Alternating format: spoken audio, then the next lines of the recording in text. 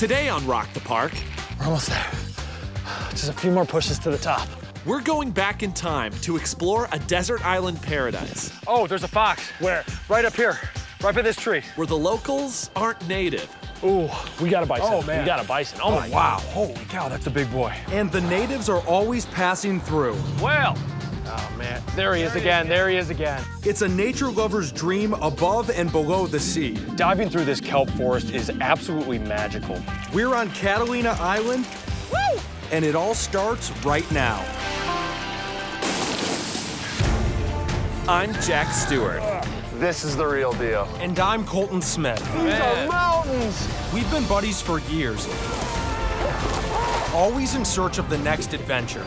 Dude, what was that? We share a passion for our national parks and other wild places around the world. Oh, my God. Heading off the beaten path, pushing our limits, and experiencing nature's best-kept secrets. Here we go. It's how we rock the park.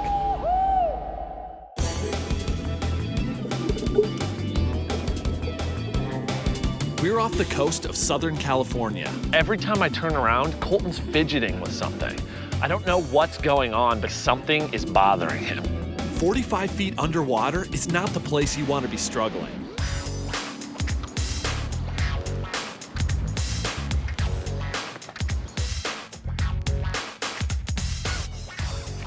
So we are headed on an adventure to a spot that is pretty much local for me. We're going to Catalina Island just off the coast of Los Angeles. Catalina Island is like a piece of California frozen in time. Situated just 22 miles off the coast of Southern California, Catalina looks much like the mainland did before people and development altered the landscape.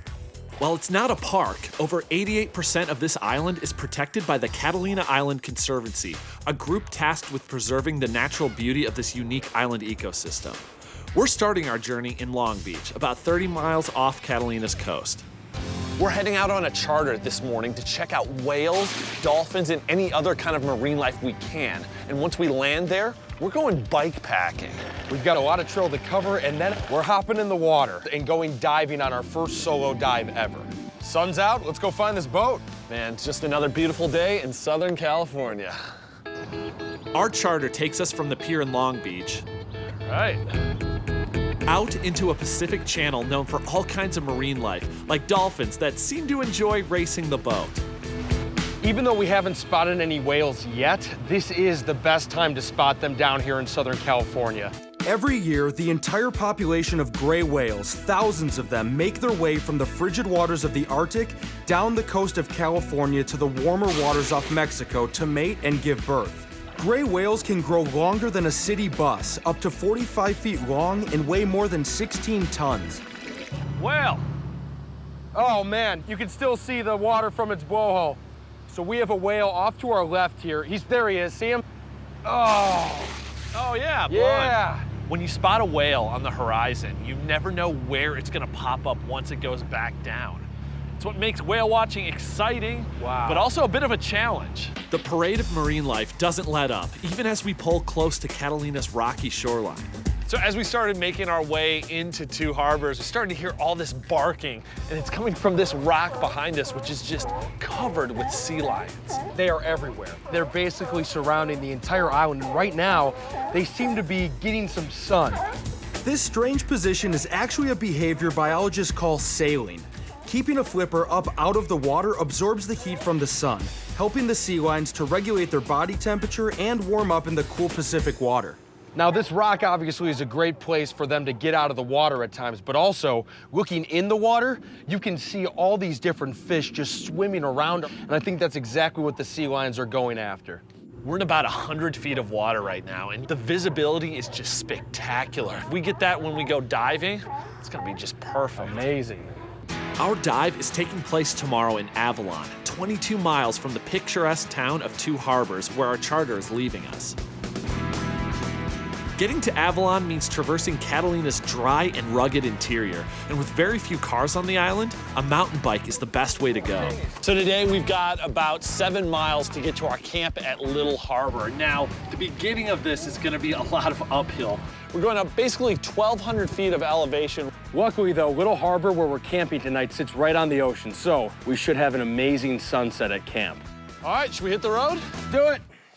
The road to Little Harbor leads up and up into Catalina's conservancy lands, home to more than 60 plant and animal species found nowhere else on Earth. You've got the Catalina Island fox, one of the only native predators here. But then you've got the bison. That's right, there are actual bison here on Catalina Island. And no, they are not native. In 1924, a Hollywood studio brought 14 bison to Catalina Island for the making of a movie. When production wrapped, the bison stayed. Over 90 years later, their descendants still roam the island's 74 square miles, but spotting them isn't always easy. Oh, there's a fox. Where? Right up here, right by this tree. Seriously? Yep, he just darted. Oh yeah, See him? we got a fox right down there in the brush. That's the Catalina Island fox. And you can see, they're smaller for a species of fox. They're little guys. These tiny foxes are actually the largest land predators on Catalina. In 1999, an outbreak of distemper virus left them on the brink of extinction. Through the work of the Conservancy, the species has rebounded on the island. Oh, there he goes. Disappears. Good eye. Honestly, while we're biking, it's hard for me to even focus on anything but the path ahead. Yeah. Because it's so brutal. The path that started as a steady uphill has become a full-on climb. Oh, I gotta say, this uphill, it's getting to me. We're not very high up in elevation, so it's not the altitude. It's just the grade of the road. Woo! Man, oh man. This is a doozy. And it's not over yet. There are a few more mountains and a few big surprises along the way. We got a bison. Oh, man. We got a bison. Oh, my wow. gosh. Oh, cow, that's a big boy. We're pedaling our way across Santa Catalina Island, 22 miles off the coast of Southern California. These are some steep hills. Or what am I talking about? These are mountains. Right now, we're on the wrong side of a 1,200-foot mountain, just one of many separating us from our dive in Avalon tomorrow. I'll tell you what, definitely feeling the elevation. I'm certainly feeling the extra 25, 30 pounds I got on my back. With sunlight fading, we've got to scale this mountain fast and get to our campsite in Little Harbor 5 miles down the road. We're almost there. Just a few more pushes to the top. We're at the top. Woo! Yes! Wow. That's not a leisurely activity right there. No. That is a full-fledged workout. We just went up about 1,200 feet, and now we're gonna drop right back down another 1,200. Yeah. And man, oh man, is that gonna feel good. Going downhill is our reward. We get to just cruise through these mountains and take in the scenery. That's what I'm talking about. There's that ocean breeze. There's an even greater reward waiting for us at our camp. Wow. This is like perfect. Who would have thought that our campsite would literally be right on the coast? This is incredible. Catalina's shoreline is home to more than 62 miles of secluded beaches and coves. Less than 30 miles that way are millions and millions of people. There's not another soul out here. Sure doesn't feel like LA is right over there. Really doesn't. Our night on the Pacific is a short one. When daylight comes, we're up and at it with 16 miles between us and Avalon. We're getting a good jump start on the day because we've got a lot of miles to make. We're going diving later, but also I really want to see these Catalina bison. Oh yeah. Good morning, Catalina. First is a 6-mile climb over 1,600 feet. It's more gradual than yesterday, but for a pair of tired legs, we've definitely got our work cut out for us. In order to go uphill successfully on a mountain bike, you've got to find your breathing and really get in the zone. It's all about making progress and not burning yourself out while you're doing it. Slow and steady. After about 6 miles, we know we've reached our high point when airplanes start circling overhead. We're up near the airport in the sky, which is iconic here on Catalina. At 1,600 feet, the historic airport is one of the highest points on the island. From here, the road should smooth out as our downhill begins. Ooh, we got a bison. Oh, man. We got a bison. Oh my wow. gosh. Holy cow, that's a big boy. Whoa. Whoa, okay, so we have got a bison right up here on the top of this hill, and he is a big male. I mean, we're probably talking 1,800 pounds. Adult male bison like these can weigh up to 2,400 pounds. They're easily the largest land animals in North America. This time of year, they spend their time grazing alone, separating from the larger herds of females and immature males. Now, this guy is right off to the side of the road. We are not getting any closer because bison, although they seem calm and docile, that's an 1,800-pound animal right there, and you do not want to go close to it. All right, we got a bison, Yep. but hopefully just down the road we'll see more. That's the hope. Fingers crossed. Let's go. All right, bye, buddy. Oh man, There are a bunch of bison. Yep, we got a herd. Wow, okay, there they are. Heck yeah. Before overhunting in the 1800s nearly drove them to extinction, bison like these roamed the American West from Alaska all the way to northern Mexico. It is really incredible how adaptable these bison are. We've seen bison in the middle of a winter in Yellowstone, when the snow is 9-10 feet deep, the temperatures are below freezing, and they're still able to survive. Then you come to a place like Catalina Island, where it's probably 80 degrees right now. There's not much shade, the sun's been beating down on these guys all day, and they're thriving here. With no natural predators on Catalina, these non-native bison swelled to over 600 in the 1970s. Today, it's the job of the Island Conservancy to manage the herd and keep these island mascots happy and healthy. When there's too many of them, they will move them off the island and relocate them somewhere. So you're always gonna have bison here, but they're not gonna get to the point where they're just taking over and eating up all the vegetation. Spotting these bison was a part of today's mission, but the ultimate goal is getting down to Avalon and getting in the water. Woo! I don't know how long this downhill stretch is, but it seems like we are just racing down from the highest point on the entire island down to the lowest. So right now, we are headed down the mountain towards Avalon. It is just a gorgeous day. The water looks great. This is just the perfect way to end our bike trip. But not our adventure. Catalina's biggest challenge is still waiting just offshore, beneath the surface.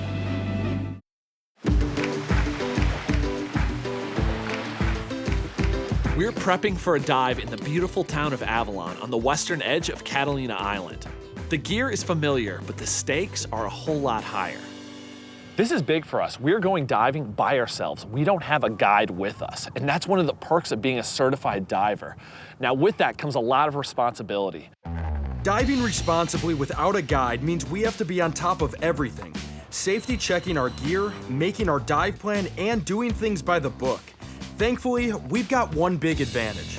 I got certified right here at the Avalon City Dive Park. And it's a great place to learn because there's tons to see down there. There's plenty of fish, but also the depths range from 100 to about 20. So there's a lot of room to play. It's just some of the best diving that you can find in Southern California. Founded in 1962, the City of Avalon Dive Park was the first nonprofit dive park in the country. Situated within its 2.5 acres are numerous reefs, shipwrecks, and kelp forests for divers to explore. There are a lot of things that we are checking out right now. Making sure we've got enough air, making sure that our regulators are working. This is what I'm gonna be breathing out of, and it appears to be working. But this guy right here, the yellow one, is my backup. If Colton, for some reason, has a malfunction with his air, he can come over, rip this out, and start breathing off of my tank. We've also got some extra thick wetsuits to protect our bodies from the frigid 57-degree water. That means is that our entire bodies will most likely be quite toasty. However, our mouths do have a great chance of being blue by the end of the day. 57 degrees, brr. Our plan is to start at our deepest depth for the day, about 45 feet, and then work our way back to shore. We hop in the water, and the visibility may be the best that I've ever experienced. We are looking at perfect dive conditions. There's barely any current, and the visibility is almost up to 100 feet. Immediately, we find ourselves in the middle of a massive kelp forest. This large form of seaweed is in fact huge stalks of algae that anchor themselves to the ocean floor. The variety here can grow up to 14 inches a day, providing a habitat for nearly 1,000 different types of fish and marine animals. Diving through this kelp forest is absolutely magical. Not only is the sunlight hitting the kelp perfectly, just giving it this beautiful glow, but kelp also provides an incredible environment for different marine life. So where you see kelp, you often see tons of different fish as well. The most notable are the Garibaldi, the bright orange fish that seem to be everywhere. Garibaldi are the state fish of California. They're curious, but can turn aggressive when they're defending their nests from perceived predators. I'm just swimming along enjoying the dive, but every time I turn around, Colton's fidgeting with something. I don't know what's going on, but it definitely seems like something is bothering him. The issue is with my mask. A faulty seal is allowing water to trickle in and cloud my vision, despite my repeated efforts to clear it out. In order to get the water out, you have to blow air into it. But every time I blow air into it, the air shoots up through my mask, inflating my hood and making me feel like a giant cone head out here. And at 45 feet underwater, this could get dangerous. Finally, I turn around and Colton's mask isn't even on him anymore. It's suctioned to his face, but the strap is just floating around in the water. Jack comes over and starts messing with my mask. I don't know exactly what he did, but it seems to be working well enough for me to at least complete this dive. For now, we need to head back to the surface, regroup, and figure out some solutions before something even worse happens. Oh, yeah. I gotta imagine you're not calling it quits for the day. No, I'm not. I'm making some adjustments, and I'm getting back in the water. Question is, will those adjustments help or make things even worse? We're about to tackle our second dive at the Avalon City Dive Park on California's Catalina Island. Our first dive featured some of the best visibility you could ever ask for, but a leaking mask meant I had a hard time seeing any of it. So, we've got a new mask. We've got a little bit of silicone grease, which, yes, I know, it looks funny. It's not pretty to look at, but this is necessary for me to have a good dive, so. Silicone grease like this should help fill in the gap my beard is creating on the seal of my mask and stop this thing from flooding. Colton's got a new mask. He should be all set, and hopefully this dive just goes off flawlessly. Our plan is to explore the eastern edge of the park and hopefully spot some animals that hide out in the reef, like lobsters and California moray eels. I start descending, and I get about 5 feet down, and not only is my mask flooding, it's flooding even worse than my first mask. I descend down to the bottom and start looking around, and Colton's nowhere to be found. He's still up at the surface. I can only imagine that he's having mask issues again. Now, I'm really frustrated. Thankfully, a good Samaritan local diver sees my plight and loans me his mask, which he claims should work despite my troublesome beard. He lends me the mask, and after about 10 feet of descending, I'm golden. Jack and I are now swimming around, and I can finally enjoy this. We are seeing so many different kinds of fish, some that I've never seen before. Alongside the Garibaldi and kelp bass are huge schools of blacksmith, a small species of damselfish that thrive in kelp forests like these. Finally, I can tell that Colton is having a good time. I look over and he's got his head in the reef and he's just sitting there staring. I've actually got eyes on a California spiny lobster hiding under a rock. Unlike their East Coast cousins, these guys don't have claws. They stay hidden during the day and come out at night to feed on mollusks, sea urchins, and other little critters.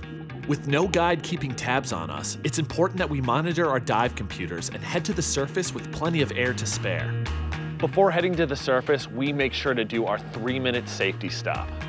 Even here, we're surrounded by curious Garibaldi and more of those beautiful blacksmith.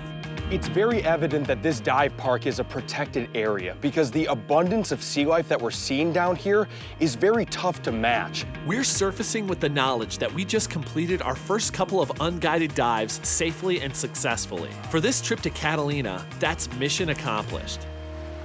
Catalina Island is not a national park, and yet everything that we experienced had that feeling of wilderness. I mean, this place was pretty mind-blowing. This is definitely a sanctuary. You've got people coming from around the world to experience the beauty here, but it's also a sanctuary for the wildlife and the plants that are native here.